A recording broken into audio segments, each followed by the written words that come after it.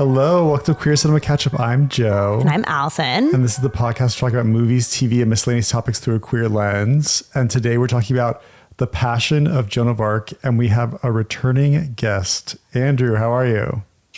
Good, thank you. Thanks for having me on. Yeah, glad to have you back. So we had Andrew on a few months ago for an episode on Michael. And then we thought it would be a nice continuation to do another Carl Theodor Dreyer movie. And probably a movie that's more famous than Michael is The Passion of Joan of Arc.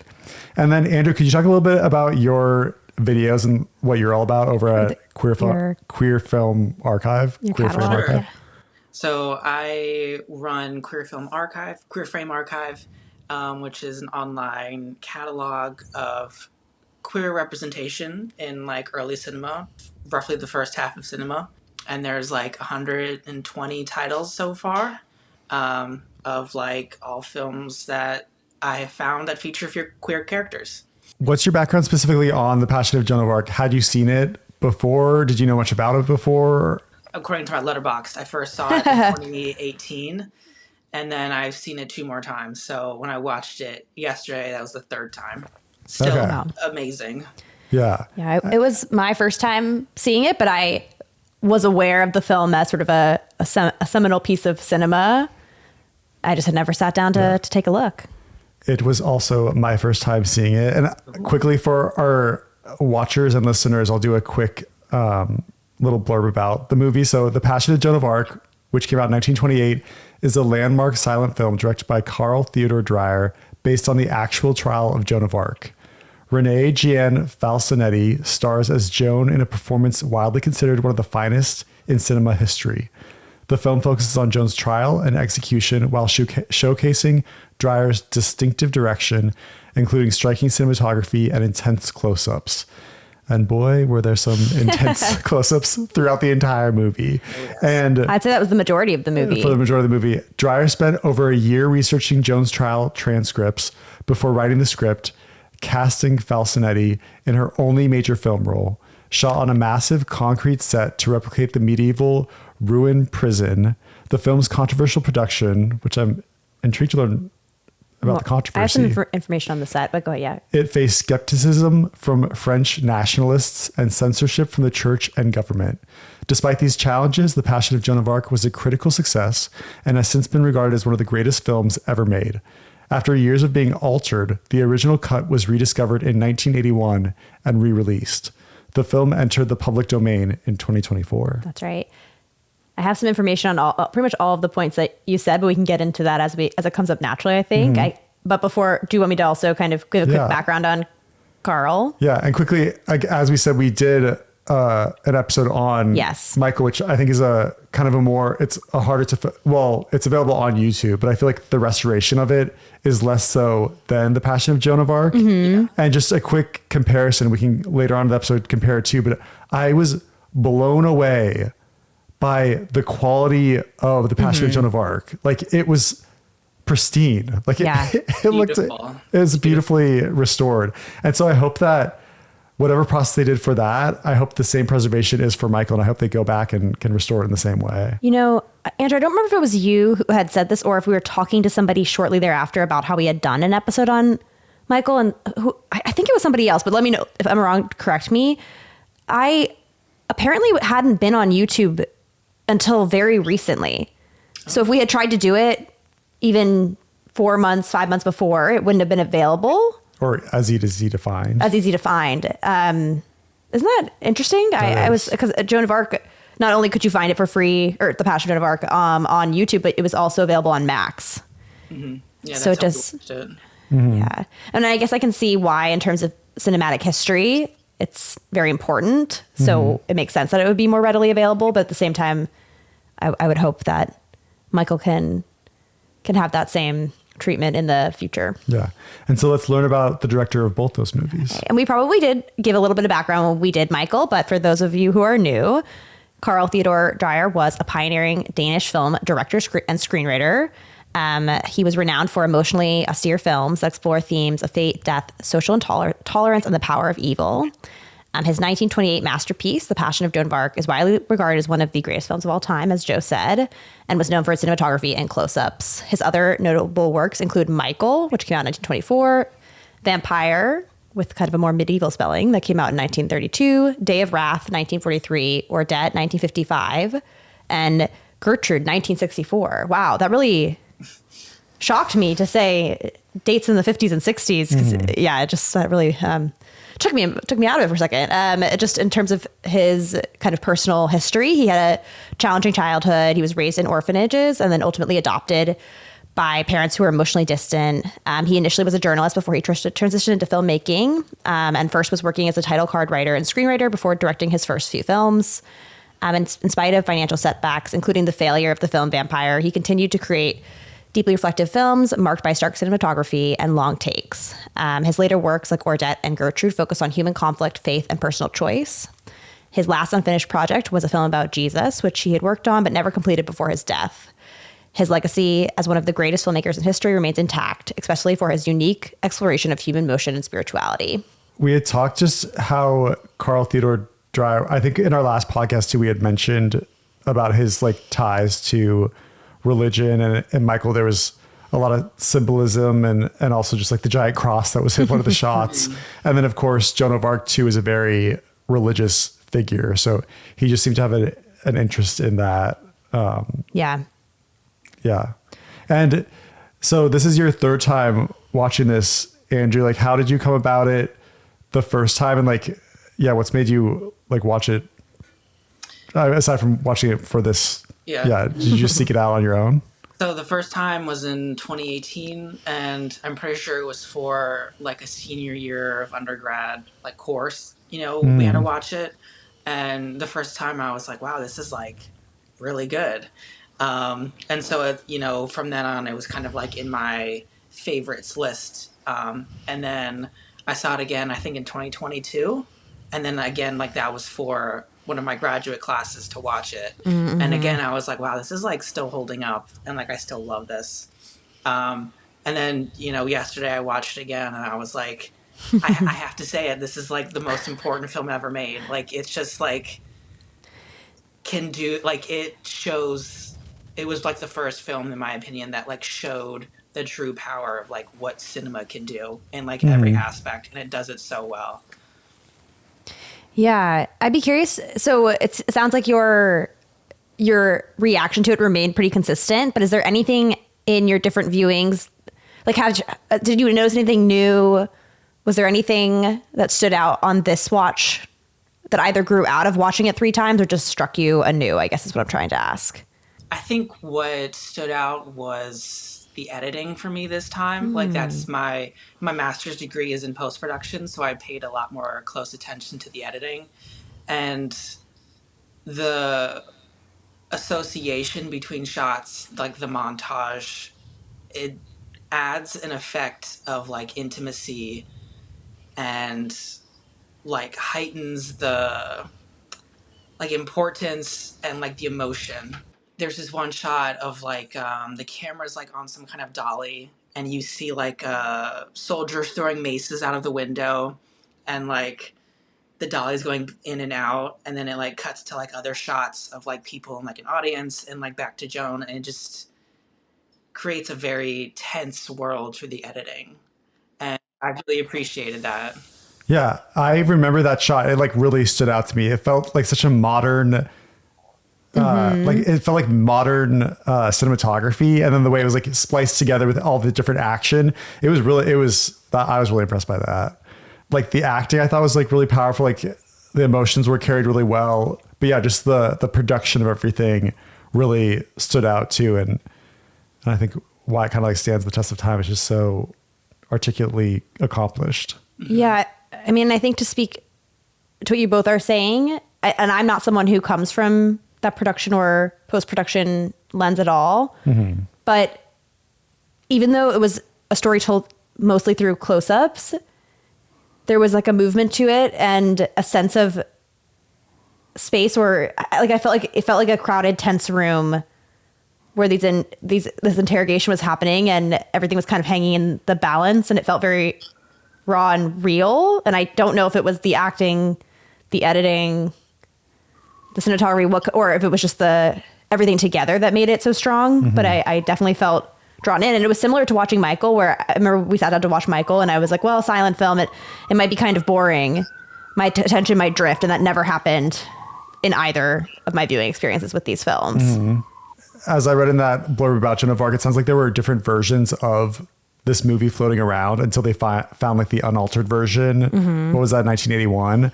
But I wonder, like, the choice of music and then also the choice of when to show the subtitles, or is that what you call them? Subtitles The between intertext. Intertitles. Intertitles. Is that what it's called? Okay.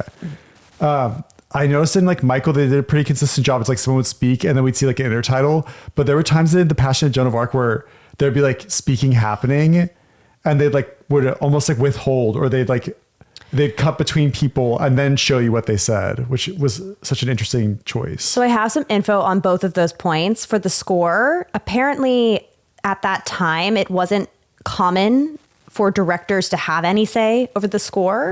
And so the original score, I think, was something that Dreyer didn't like. Okay.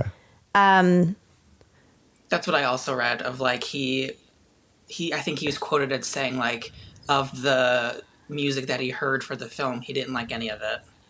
Yeah. But then to your point about the intertext or the intertitles, yes, I think it has something to do with all of the different versions. And I can pull up some more information about this, but it sounds like there was a cut of Dreyer's final cut, and then the government, the clergy, different groups got involved, and there was censorship, and a different cut was ultimately released. And then I think Dreyer had an opportunity to recut it again. And that, I think, is the final cut that ultimately went missing after a fire in 1928 destroyed the film's original negative. And he had, and it was the version he had reconstructed from alternate takes, and copies of his original cut were thought to be lost. But yeah, then when it was rediscovered, this part's really strange. It was found in a mental institution in Norway. A janitor found it in a closet, and there were 3 film canisters. They were stored there for 3 years before being examined and discovered to contain Dreyer's original cut, uncensored by the government or church authorities. It was eventually shipped to Copenhagen in its original 1928 packaging, and it had been addressed to Harold Arneson, who had been the hospital director. Isn't that strange? That is the journey that it took but so I actually think, in reading this again, I think that you were right to point out the intertitle. I think that was the way it was intended to be. But I had read that one of the changes had been using subtitles instead of intertitles, and changing some of the words. And Dreyer objected to all of those changes. So I think what we saw is closest to his original vision. Okay. Because Andrew, you spoke about the editing and something about intertitles, like it's like if there's important dialogue, of course we want to know what they're saying.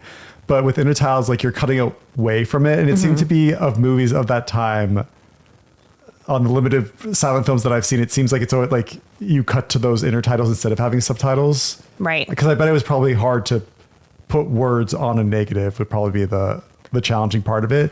But yeah, it's like I'm fine like them withholding some of the dialogue because I want to see the interaction of the different shots, like people talking to each other. Like I want to see that like shot, then reaction shot, because this movie starts off like Joan of Arc has already gone through the process of like going to battle. And now it's just like strictly her coming to face the church, and she's put on trial there. So it's like, it's building up to that. So you want to see like how the people of the church interact with Joan. And I feel like the intertitles, if you have them in there too much, it kind of breaks up the shot composition. So I really liked how it was done. And yeah, I thought it was really, now that you Carl did a good job.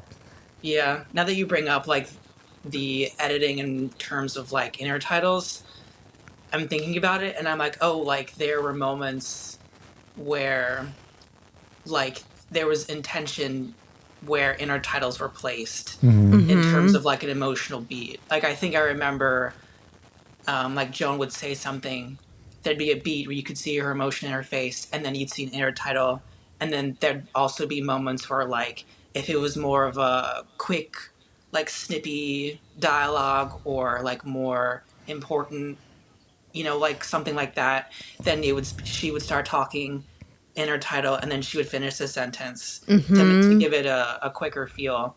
And I Yeah. thought like, that's very interesting of like intertitles in editing to enhance like the emotion of the scene. Similar to that, I also noticed there were times where they would let the character speak, and that, yeah, probably just what you were saying, and then show the title at the end. So that way you are reacting to the expressions and not necessarily to the content of the words. And then you kind of get the content as context after the fact. Yeah. But yeah, the fact that Dreyer used the real transcripts of Joan's trial or interrogations, I should say, and he condensed it all. It's like, it seems to occur over one day, but it was really 29 interrogations over 18 months. But it was all based on the historical archive, which I think is really cool. But I think it led to some really interesting moments in the film. Like, I don't know if you remember this part, but I think the question was from the clergy, the judges, I don't quite know what the right term for them is. Are you still in God's grace? And I read that this was actually like a trick question, a theological trap, because if you say yes, it means, you're presumptuous. You are assuming that you are in God's grace and that you know the mind of God, which would kind of lead to guilt. But if you say no, that you also not being in God's grace would lead to the same end result. And her answer was, I am not. If I am not, may God put me there. And if I am, may God keep me there. That was in the movie, right? Yes, it was. Because Allison was like, smart answer. As soon as Joan said that. It was. And apparently it stunned her interrogators at the time. And this is a 19-year-old. Her responses and like the whole, story and setup made me think of like Jesus's like persecution. And like, that one question of like, something about like, oh, like, do you pay taxes, or like, do you not see Caesar as like your king or something? And then Jesus replied like, oh, like whatever is owed to Caesar is owed to Caesar. Like, I will pay Caesar, and whatever is owed to God, I will owe God. And so like he kind of evaded their questioning trap like that in a very similar way. And I was like, That's a good point. That's a good comparison. Because I noticed I had a similar thought so after she is sentenced to, when she's first sentenced to death, but that before she signs her name. So basically, just for a quick summary for everybody, it covers the trial. And if she's convicted of heresy, she's going to be put to death, burnt at the stake. But if she signs a confession, then she'll maybe be saved. And they try and show her a torture chamber to convince her to confess. She won't do it. Then they take her out to where the stake is, and she decides to sign her name. And is taken back inside for a life in prison sentence. But then she realizes that she has strayed from her faith, strayed from God. And so she recants and is ultimately burned at the stake. But so in between the first almost burning at the stake moment and then the finale where we see that happen, she's just had her head shaved, and the men come in, these guards come in. And it reminds me of, there's something that happens in the Passion of Christ when the guards mock Jesus. Isn't that one of the Stations of the Cross? And so that there was 3 of them. They were like playing with the crown she had made earlier. And I definitely think it was meant to evoke. And even at the end with the stake, they nail her sentence to the cross, which for Jesus, they nailed the king of the Jews to the post as well. So I definitely saw the intentional parallel. And I mean, it seems like Dreyer really was working toward that Jesus movie. And I kind of feel bad that he didn't get to. But I feel like this was a good version of that, and to feature a woman I'm Joan. on board. I think it's great. But yeah, I can quickly give a little bit of background on Joan of Arc. And as a side note, Joan is my confirmation name. And I did pick the most queer lady saint out there at the time. She's also my roommate's confirmation name. Yes, I love it. Jones Unite. That's what I gotta say about that. So is your confirmation name Joan, or is it Joan of Arc? I think it's Joan of Arc. Like when they read it out if I were to say I don't know if I really consider my confirmation name part of my name anymore, but it'd be like Allison, Claire, Joan, Bethany, right? But I think when they said it in church, I remember they said the Joan of Arc. Yeah. What is Joan the patron saint of? France, but the patron saint of France? what is She's the patron saint of France, soldiers, prisoners, and those who are ridiculed for their faith. Okay. Also considered the patron saint of captives, rape victims, and women who served in the military. That's a lot of ground to cover. It's a big blanket. But okay, so let's just give some background on Joan maybe, and then I'll kind of explain the circumstances surrounding this trial in a way Really that... quick, just before I forget my thought. Oh, yeah, of course. Is with these priests or whoever they are that you'll elaborate on, is I felt like when Joan first arrived, like they don't want to immediately punish her, but they're like, it seems like they're like convincing her. They're like, do you understand what you're saying? Like, are you sure you mean this? Do you mean this? And with like every answer she gives, the more like intense it becomes and the more she kind of like seals her fate. Not that like she deserves what she gets, but it's like in their minds, she's like digging her own grave pretty much with every new answer she gives. Which is interesting because they also did a point, they would show the diversity of reactions among her accusers or her judges. And you could see that some people were starting to believe her. Mm-hmm. And I think at the end, the implication is that and that's why she was able to take communion at the end, because more and more people were like, okay, we know that she's being condemned to die, but we actually believe her. Mm-hmm. And then that culminates with the riot at the end of the film with the... People are like emotional. It's so tragic too, because she's burning at the stake and the entire town just erupts. You're burning a saint. Anger and sadness, and realizes like the wrong that they've allowed this to happen. Mm-hmm. So it was really powerful. But yes. And that sequence just quickly was so well done. Yeah. And I know this is really a dumb comparison, but I think that filmmakers are of course always inspired by the great films. And I was seeing parallels to, they kept tracking the birds in the sky while she was being tied up on the stake. It reminded me of when Ned Stark is executed, because they did the same thing where they tracked the sky and there's a big crowd of people. Who's Ned Stark? Sorry, from Game of Thrones. Oh. I'm sorry.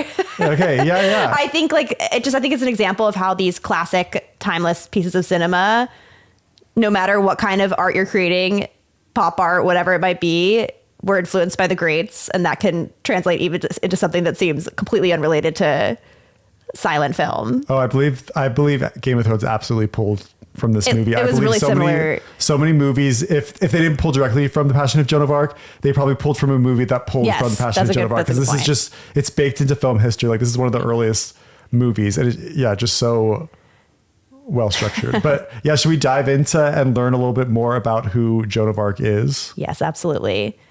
So, okay, Joan was a young girl from France, countryside. She began having visions of saints when she was about 13, often when the church bells would toll, and these saints compelled her to make a vow of virginity. Around this time, there was a prophecy circulating in the French countryside based on the visions of a person named Marine Rani of Avignon. That might be slightly incorrect. But she promised an armed virgin would come forth and save France. And then there was another prophecy attributed to Merlin. I was a little surprised by this. Merlin? Merlin. I'm like, huh. The Merlin. I mean, I guess it was the 1400s, so it would have been around the time what's the famous King Arthur legends were circulating, and Merlin is part of that story and those texts. But a virgin carrying a banner would put an end to France's suffering. So at the same time this was going on, there's this like larger conflict called, I don't know when exactly it starts, but it's the 100 Years' War. And basically France and Britain were arguing over certain territories and arguing over who had the claim to the throne in France. And there were, someone died, very Game of Thrones different.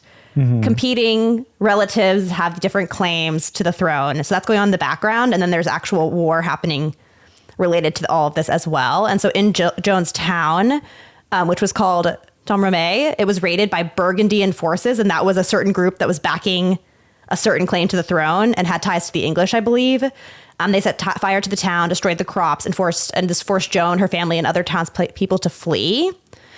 So just prior to this, Joan had gone to like one of the commanders and said, I need to go see our king, the king that we believe should be the king, because I have these visions and I need to tell him we need to like fight back. And the guard was like, or the guy in charge, the commander was like, no, absolutely not. Then this raid happens. So she goes back again with backings from other people, and then they let her go.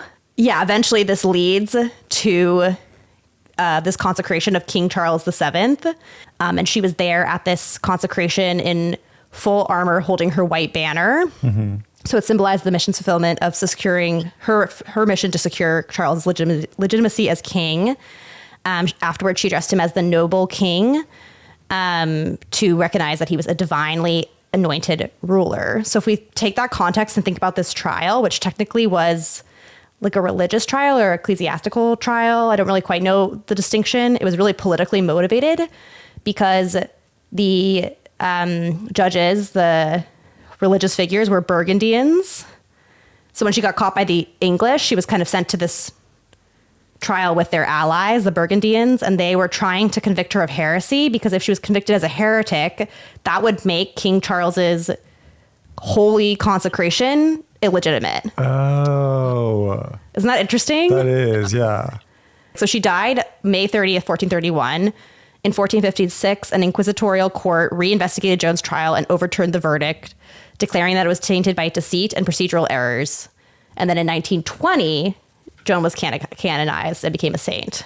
I'm surprised, like, the overturning of her verdict happened so soon after she died. Like, what was that, like 25 years? Yeah, I think it had something to do with the fact that in spite of the English kind of getting this victory here, the French ultimately win.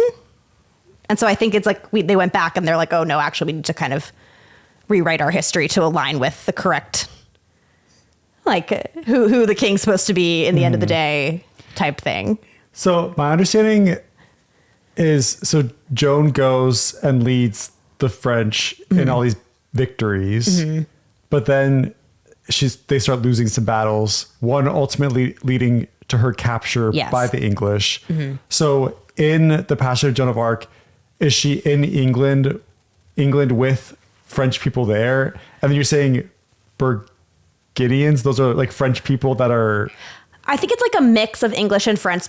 I don't actually have data to back this up, but my understanding is there are certain people who are backing a certain man for the throne, for the French throne. Okay. So that's going to be some English people, and it's going to be, I think it's the people who supported Henry VI, and then it's going to be some French people, because it's, you know, of course, there's always going to be divisive opinions. Wow. And so it becomes and so Joan's trial becomes very political, because whether she's condemned as a heretic or not determines who ends up being king. So that's, it's all, or at least like gives like kind of like the idea people are always going to fight for the person they're backing. But if people are saying, well, King Charles is the king because it was God, it's, you know, it's divinely said so. And then if it's like, well, no, Joan of Arc was there and she's a heretic and she's the whole reason that happened. Actually, it's not divine. It's not a divine moment. It's something else. It's like reverse. It's something of the devil. And so that kind of like hurts his claim to the throne and gives credence to gives space for other candidates to step in and say, oh no, actually I'm the one who's supposed to be king, is my kind of understanding of it. I don't know if the trial was it was in Rouen, and it was a French clerical court, judges on the side of the Burgundian English coalition and against the current king of France, who was Charles VII. Okay. Whew. I feel like we just went to history class. Yeah. There were moments in the film at several points where she was either just kind of like outright accused, or there was lines of questioning of like, you know, did you get these inspirations from the devil? Like, were you listening to like demons when they told you to do these things? Or like, you know, how do you know it was Saint Michael and not like a demon, you know? So like, they're trying to, like, you know, get her that way. And that's where I note her performance, Renée Jeanne Falconetti. It was so extraordinary because I could see that those questions deeply disturbed her. Like the idea, like, how do you know a saint, the angel that appeared to you is a good angel? How do you not know it was a bad angel or someone of Satan? And I mean, if someone posed that question to you, it might give you pause. It might make you worry that you've misunderstood everything. And you kind of see in real time the question in her mind and then coming back around to her conviction. And I could just see it all in her face. And it was incredible. Yeah. From the beginning the movie starts, she's captured, she's on trial. Her eyes are like at their max largest setting until until she like almost gets put to death, but then it's the first time that she like signs the document that like saves her life and will just imprison her for life. Is like she finally like rests her eyes a little bit.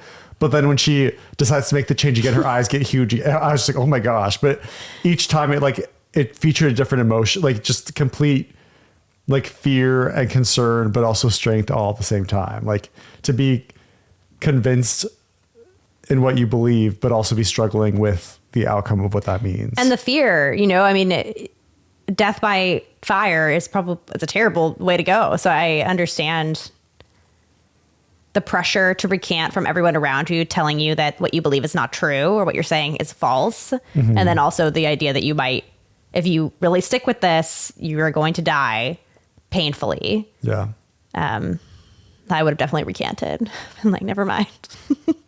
Never mind. Let me go, please. But it's kind of like, I mean, her situation is very extreme, but it's kind of like, you know, when you like I don't have like a good example for this, but when you're like, when you know you need to do something because it's right. Yeah. And then you like kind of become like, you feel like a coward, you like back away from it, but then you get that like adrenaline rush where it's like no, I need to, and you just kind of like shut off all the like your like true emotions. Yeah, true emotions, just go for it. And of course, being set on fire is a whole different example, but it's kind of I guess when you say it like that, I can think of moments where it's an extreme, a heightened version of I think of say quitting your job or something like that. Yeah. But yeah, Andrew, do you want to add it? Like how like knowledgeable were you of Joan outside of this movie? Like growing up, like was it like part of your education to like learn about Joan of Arc? I don't think so. I mean, I think it was sort of just mentioned in passing in religion courses that I've taken. Nothing in depth, or at least nothing that stuck in my memory. So like, you know, I knew she was involved in the military and people hated her. Yeah. And she was, you know, burned at the stake. But that's kind of my extent of... Yeah. There's like a really like, I don't know if it's like a Renaissance painting of, I can like picture Joan of Arc in her like warrior metal gear with like the white flag, and she's like on the cross burning. So that's like, and also one where she like is like holding the white flag on like a horse. I remember we had to do a saint project before. I guess maybe it was tied to the confirmation, which weirdly we did at our school. It's supposed to happen when you're a teenager. Did you know that? No, it does. Wait. What am I talking about?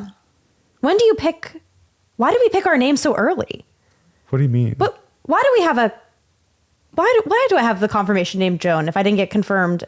You went back to the East Coast and you were like late to confirm, because they get on the East Coast, Catholics get confirmation in like 4th grade. But I got mine in 8th grade.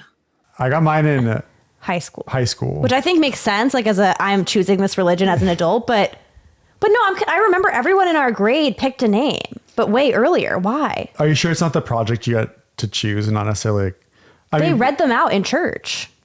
Was it like for first reconciliation? Maybe. I don't remember doing one for first reconciliation though. All right. Well, maybe it was just the same project. I don't know. But anyway, I did a project on Joan. So I did know much more about her life, which is why I wanted to pick her for my confirmation name eventually, because I really liked, not knowing I was queer at the time, but I really appreciated this idea that this woman dressed like a man and saved the day. I was very interested in that. And I thought it made her seem strong, and it made me, I wanted to pick it as a result. But yeah, I think, Andrew, you had said that you had done some research on kind of maybe the genderqueer lens applied to Joan or this film. And I'd love to hear more about what you found out. My extent of research is reading kind of a long Wikipedia page. Yeah. You know, gender in the Middle Ages, how modern historians view that. And then, you know, relatively recently, in the past few decades, more trans and LGBT authors and historians looking at Joan through a different lens, a queer lens. Mm-hmm. For historians who examine this, they kind of highlight in the story of Joan and the trial that a lot of the trial hinged on the accusation of like Joan wearing men's clothing. and being a soldier and kind of crossing that boundary. And surprisingly, I found out that cross-dressing back then was acceptable if, like, if you were a woman dressing as a man, if you were passing. It was acceptable if you were passing, because, you know, if you were a woman trying to, hide from an attempted rapist, or like, don monk clothing and, look like a man and go live in a monastery, that was also acceptable. So in like those regards, it was, not unheard of for women to do that. Or, AFAB, people to do that. And more like in terms of like recent LGBT, historians and authors, looking at Joan, they kind of like, they also take the aspect of like, oh, she was burned at the stake for wearing men's clothing as a sign of she died trying to live her truth as a man, or he died trying to live his truth as a man. So that tracks with like a little bit of what I read too, that even though the cross-dressing accusation was a part of her trial and the church did see it as a sin, there wasn't really consensus around how severe of a sin it was. And Thomas Aquinas said that, who was a theologian, I believe, that women can wear, just like Andrew said, can wear man's clothing to hide from enemies, or if there were no other clothes available. And that's kind of what Joan was doing, because she was in enemy territory going into battle, right? So it sort of is perhaps a justifiable reason. And then there was some more information about like her trial after she abjured. They took away her men's clothing and made her wear women's clothing again. And that was part of the it was a little confusing, this part, but there was something about like the way she switched the clothing at the end that maybe justifies the queer reading a little bit more. Yeah, I remember reading about that, of like, they took away her men's clothing and then I think gave her women's, or maybe women's clothing, and then with the like they gave her back her men's clothing, and then because she had the option, she then chose the men's clothing. And so that was a sign, oh, like you like reneged on, your promise to stop wearing men's clothing. I see. I see. Yeah. And then, I mean, I love a queer reading of Joan because I just do, but I also found some information, and again, this is mostly from Wikipedia, but that it may not have been an effort to hide her gender, that she never denied her gender. And that, I mean, I think that speaks to what their knowledge of, or the way cultures talked about gender at that time, or that society talked about gender at that time. But it might have been an effort to kind of emphasize her unique or universal identity as sort of this religious figure who was like trying to save France. And then there was this interesting piece of information that when she showed up at the trial, or when she was captured, that her clothing had grown more elaborate. Like it used to be more simple men's clothing, but eventually it was something like at her trial, she was accused of wearing breeches, a coat of mail, things I don't know what they are, mantles, doublets, hose joined to the doublet with 20 laces, tight boots, spurs, a breastplate, sword, dagger, lance, furs, a golden surcoat over her armor. And so it seems like she was adorning more and more. Yeah, men had such clothing. Fun accessories in that time. Look at us now, just a shirt and a t-shirt and then shorts. Yeah. But I wonder if it was like, because there is an element, of saying, I am going to save all of France for God. That is a little bit like, that's a intense me-centered thing to say. And so if her clothing also is beginning to become more elaborate and more regal almost, I'm just like curious. It's like an interesting, like, was she buying into her own legend a little bit, her own story? In this movie, I feel very like empathetic and sad for Joan of Arc. But is that like when she signs that paper away when she was first to be killed and then goes to prison for her life? Is there part of that like human feeling of like, am I just going to allow myself to like wither alone in prison? And I interpret it in the movie, I'm like, she very much believes that she is this vessel for God's voice and for France's voice, that she like needs to die Absolutely. But you're saying, but it's like, is there like a level glory? of like of glory and like I've done all this work and I want to be remembered? That's interesting. It's making me think of The Crucible.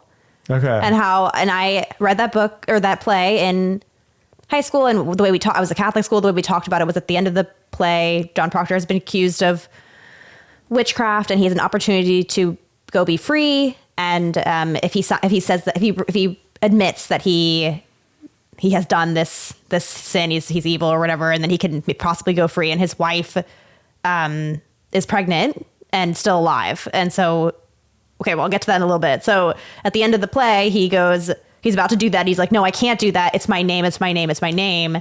And we interpreted that as like he cannot go against God. He has to speak the truth. He's an honorable, heroic figure. And then when I saw the play, ended up seeing the play on Broadway in maybe like around 2019. Mm-hmm.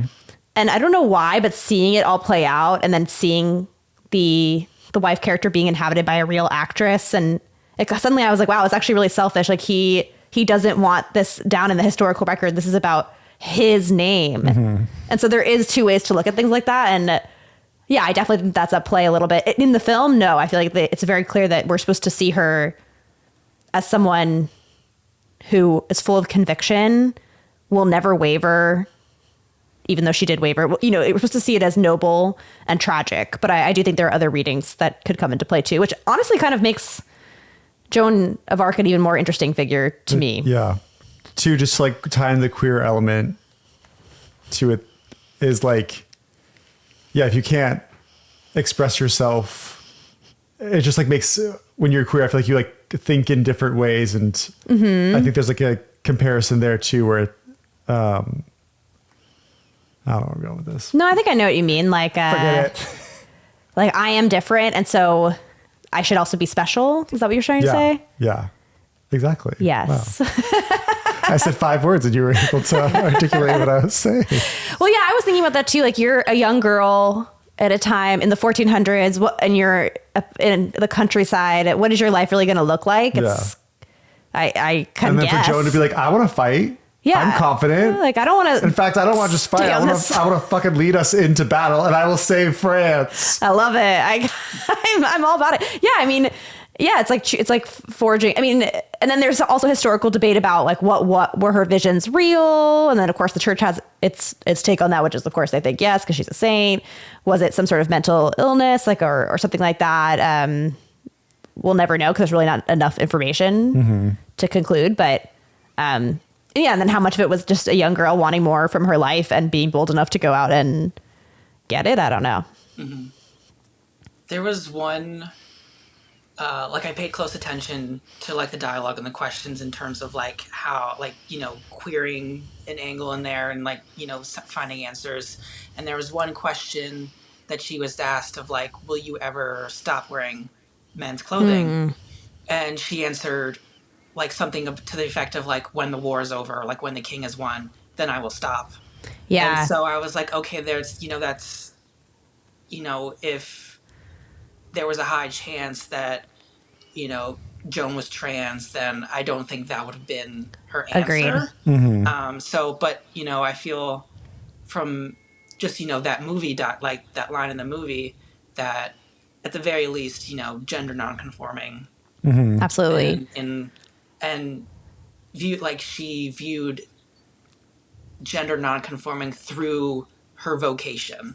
And like, that's the mantle that she, like, that was like the conduit through which, she addressed and related to her gender. Absolutely. Yeah. And I find that really very interesting and maybe inspirational because it's sort of like, I'm going to take God, like the divine, and I'm going to see myself through it and see this part of myself that might actually be seen as sinful or strange or not part of this 15th century world, and instead reinterpret it through the very source of kind of societal norms, societal power, et cetera, et cetera. And I think that's really cool. Because even the people that like are putting her on trial, which they're made up of priests. I mean, it's like clergymen, like they too are like, I mean, it's just religion itself. They all like just decided that they're a voice for God. It's like, well, who are you? I mean, Yeah. through your religion, you have a voice, but then Joan is also like, I saw God Why too. not Well, me? who's to say that I'm not the voice of God too? So it's like really interesting. And to Andrew, you bring that was in my memory too. I kind of flagged that where they asked Joan about the clothing that she was wearing. She gives that answer, and then I almost remember the like clergyman. They're like, "Oh yes, that makes sense. Yeah, yes. After the war's over, yes, you'll change. Okay, yeah." I think she said when my mission to God is complete. Okay, yeah. And she probably said when the war is over, when my mission for God is complete. But they kind of like took that. They're like, oh, "Okay, and she's been thinking about this. Okay, great answer." I could also see that though, if there are queer scholars who kind of want to interpret that differently, if she had survived, would the mission have ever ended? You know, I mean, there's a chance she would have continued to say, God would like me to dress in this way, and maybe even if the war was over, perhaps there would have been another purpose for another mission following that. You know what I'm saying? Mm-hmm. It's like, if her mission was to, make Charles King of France, and, kind of have that ruler once he was in power, then I guess maybe your mission now becomes to defend him, perpetually. So it might evolve if she lived. Yes, exactly. That's what I was thinking too. This is like all been really interesting to learn about Joan of Arc, and I Yes. would like to go into now learn kind of the behind the scenes of the making of the movie. Totally. But one thing I wanted to and we can always return to different themes and elements of the movie. But one thing I did, Andrew, having watched this 3 times, did you see the image on the wall of the chicken? No. Okay. I only remember there being like blank white walls. It was like a rooster or chicken with a human head. It was on the wall as it led out to the courtyard. They showed it 2 times, and the first time Joe was like, chicken, and I was looking over there, and then I was like, what? And I look back, and I'm like, what are you talking about? You were like chicken. I'm like, what? And then so look at that chicken. It was on the wall. I was like, okay. And I didn't really know what you meant. And then it came back, and you didn't say it was a chicken with a human face. So I was like, what? So yeah, I don't know what that's all about. I guess do you think it was what the people mocking Joan of Arc? Like, I assume that it was someone drew it. Wait, it was like a painting hung on the wall, or like graffiti? It was graffiti on the wall. Oh, I might have. Yes, I think I might have seen that, but like my brain did not like. It's not emphasized. It's just the background. So okay. I quickly Googled it. It's supposed to symbolize Joan's communion with the guilt of those who condemned her. The chicken with a human face may symbolize Joan's communion, which prisoners at the time were not allowed. Oh, okay. The rooster may also be reference to Peter, who denied Jesus 3 times and then felt remorseful when he could hear the rooster the next morning. Oh. It may be a reference to Nicholas Loy Salor, who condemned Joan and tried to convince her that she was worshiping the devil. The Peter one makes the most sense to me. But the denying, I feel like the denial is very clear in this movie. And it happens I think it happens when she finally goes to death. And well, it is interesting because they show, you know what? I think that is the interpretation because they show it once, they show it twice, they never show it the 3rd time. And so Peter denied Jesus 3 times. And Joan was like, I'm not following in those footsteps, I will not deny. But then interesting. Huh. I'm glad we talked about that. All right. But yes. So as I mentioned, there were a lot of, it sounds like they faced some controversial production. And do you have more information about? When you say controversial production, oh yes. You mean like the subject matter, and then also was it like a struggle to get the movie made? So when it came out, well, first of all, let's tell you a little bit about kind of what led into the making of it. So Dreyer was asked by the Société Générale de Film, so basically the General Society of Film in France, to make a film. He was considering doing it about Marie Antoinette, Catherine de Medici, or Joan of Arc. And apparently he decided he would draw matches to decide who it would be. And it was Joan. I don't know how true that is. And like you said, spent a year researching Joan. Divine inspiration. Yes, exactly. Fire interceded. Oh, wow. Yeah. But to kind of counterbalance that a little bit, Joan was very prominent at this moment in time because she was canonized as a saint in 1920. The film was made in 1928 and then was named 1 year later, I think, the patron saint of France. So she was trending. She was trending. 1920s. But yeah, there was a lot of kind of objections. There was a rumor that an American actress named Lillian Gish might play Joan. And a lot of French critics, French nationalists were like, whatever the talent of the director, this is from a quote from someone named Jean Jose Frappa. Whatever the talent of the director, he cannot give us a Joan of Arc in the true French tradition, and the American star cannot be our Joan, wholesome, lively, shining with purity, faith, courage, and patriotism. And then before the French premiere, that's when the film was cut by orders from the Archbishop of Paris and government censors, which annoyed Dreyer. And then after the film came out, Dreyer ended up suing the Society General that asked him to make the film because he felt that they mutilated it in order to appease Catholic audiences. The lawsuit lasted until 1931 and prevented Dreyer from making another film during that period. I don't know if that was like a provision of the lawsuit. Mm-hmm. And then ended up being banned in Britain because of the crude portrayal of English soldiers mocking and tormenting Joan, reminiscent of Christ's humiliation by Roman soldiers. So I did think that was similar. So that is kind of the background on the controversy. And I think actually, even though it was critically successful, the film, it was a financial flop at the time. Let's hear some of the production background. Okay. So this is cool. The set was one single concrete set modeled on medieval architecture to realistically depict the prison. It, I think even had towers, and it was the most expensive European film set ever created at the time. Towers, walls, a cathedral, I think a drawbridge. The walls were 10 centimeters thick. And it was all painted pink so that it would appear gray in black and white filming and contrast against the sky. But as we all know, having seen the movie, only small portions of the set ever appeared on screen, which really made the producers mad because it cost so much money.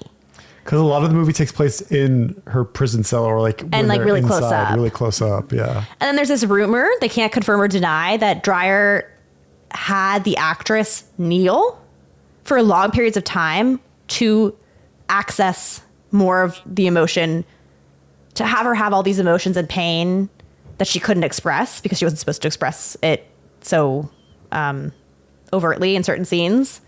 So it sounded like he kind of tortured her a little bit. I saw other evidence that suggested that was like a false story. Okay.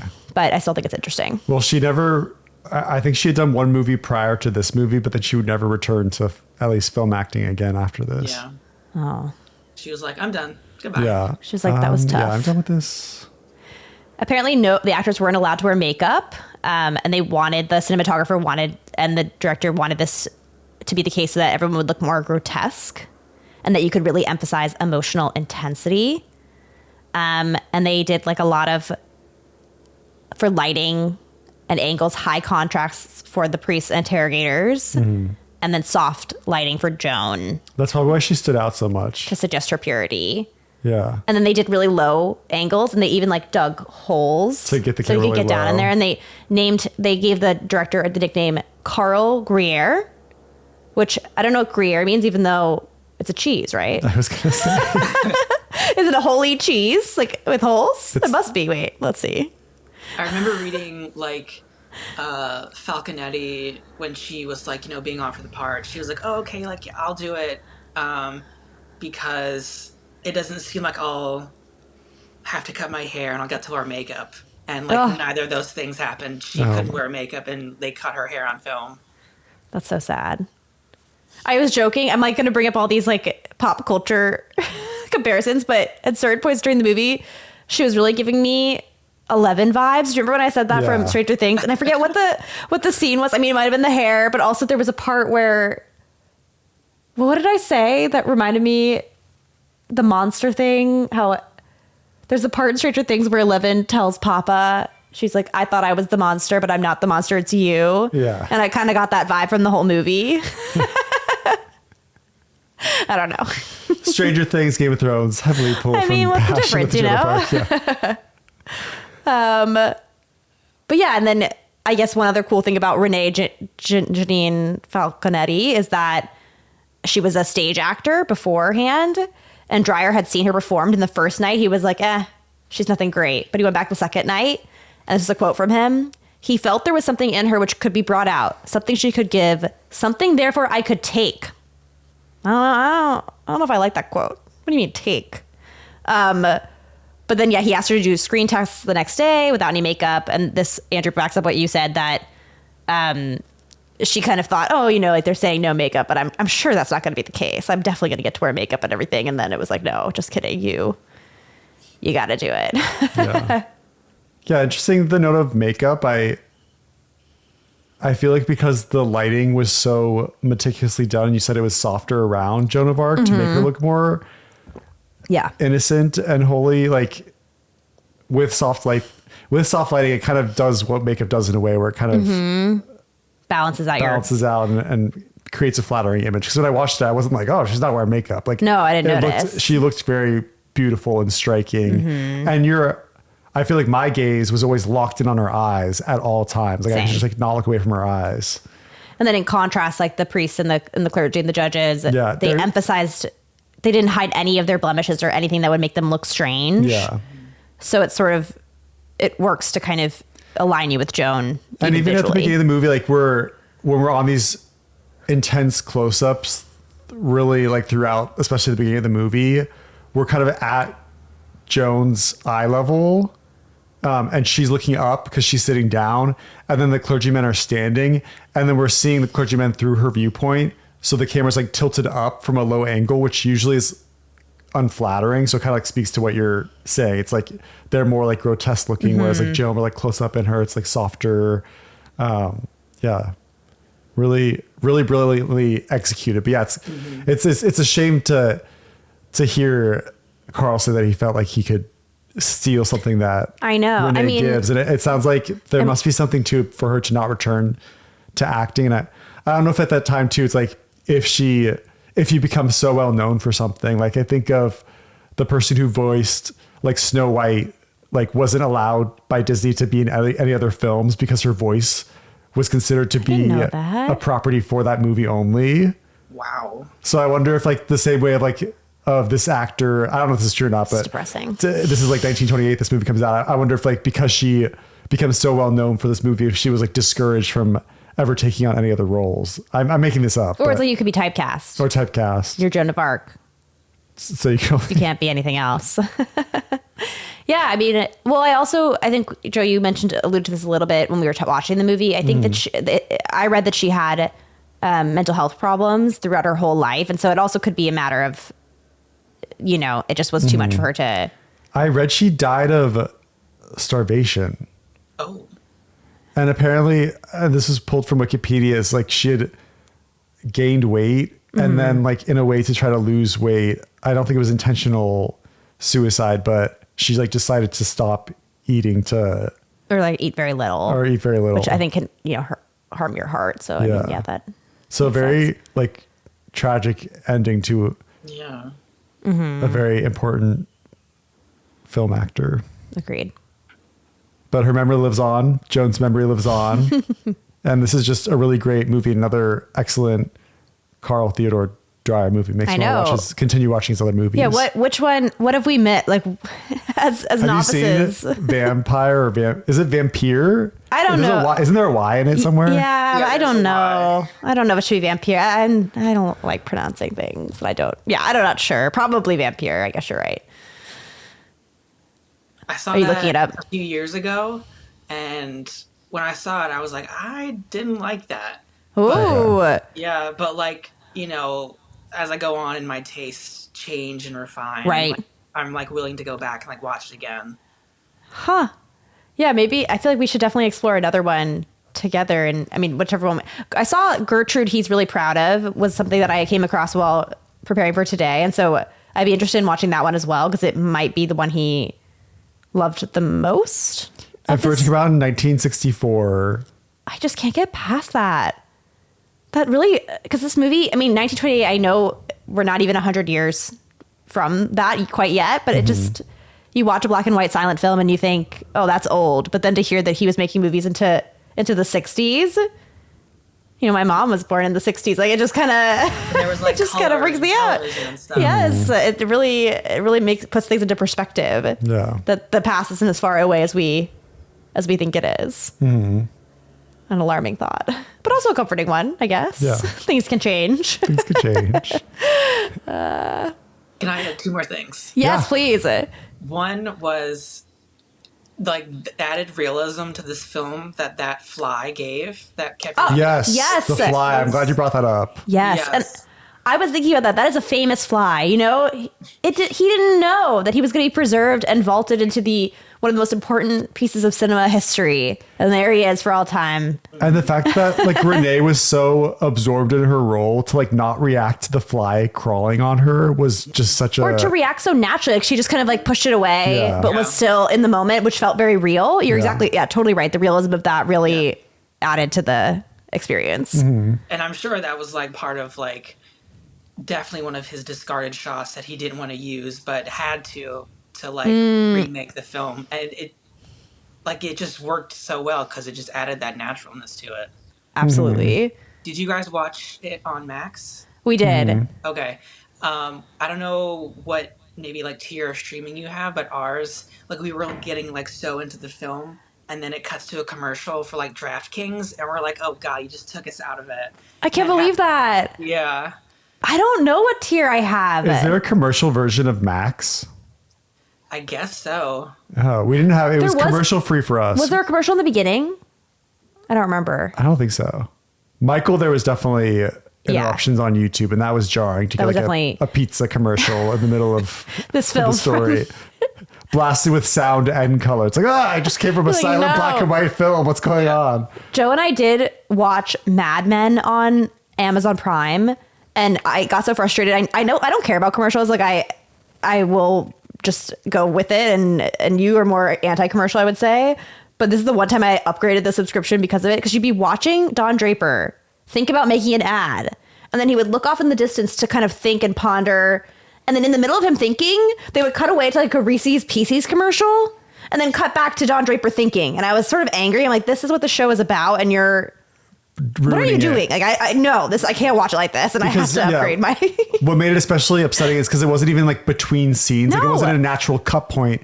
It was in like the middle of the shot. Like it would be near the end of a scene, but it would like interrupt as you're like absorbed in this and Like, take what's you he out of it. thinking? What am I thinking? What does this Yeah. mean? Oh, okay. I want to buy a Reese's Pieces. Yeah. Well, did you? I mean, eventually, probably It worked. at that's the how, movie like, theater. Yeah, like that's how the commercials were for like my viewing. It was like immediately after like someone says like a line or like, in the middle of a shot, it just like cuts to a commercial and then you're like, this is not opportune. Like, No. stop it. Yeah. And like when I one of my previous jobs was to like part of it for like streaming was to like find a good place in the film to like have a ad break so you're not interrupting. Yes. And so like I guess that role was not involved in this streaming setup for Max, which is unfortunate because it ruined is. the experience. Do you Yeah. hear us, Max? You need to hire someone Shame like on this you, Max, immediately. to bring up Game of Thrones. Shame, shame. Yes. Well, Andrew, thank you so much for joining us again for another Yes. episode. Having me. This was fun. Very fun. And is there anything from like Queer Frame Archive that you're working on that you're really excited about? Not right now, but I did just release maybe like a month and a half ago, like a second video that I made on 3 versions of a story, Imagine in Uniform. I might have mentioned this last time I was with you guys. I think you did say something about it. Yeah, so I like talk about these 3 film versions and just kind of like compare them. Ooh. First one was from 1931 and it was made in Germany. And then the second one was from 1951, which was from Mexico. And then the third one was from 1958, made again in Germany. And just kind of like, comparing the similarities, differences, and stuff like that. Wow. Very Where cool. and where could someone, if they wanted to watch that, where could they find it? That is on the Queer Frame Archive YouTube channel. Amazing. Cool. So listeners, viewers, check it out. And we are Queer Cinema Catchup, the podcast that talks about movies, TV, and miscellaneous topics through a queer lens. And as you just heard, we talked all about The Passion of Joan of Arc. Correct. Available on Max for curious listeners who want to watch it for themselves. Yeah. And it's now in the public domain, so yeah, you probably see it. It's much more accessible. Everyone, make sure to check out Queer Frame Archive. And of course, check out Queer Cinema Catchup. Please, please. We're everywhere. We have no commercials interrupting our well, actually YouTube automatically interrupts. Yeah, sorry, but that was a lie.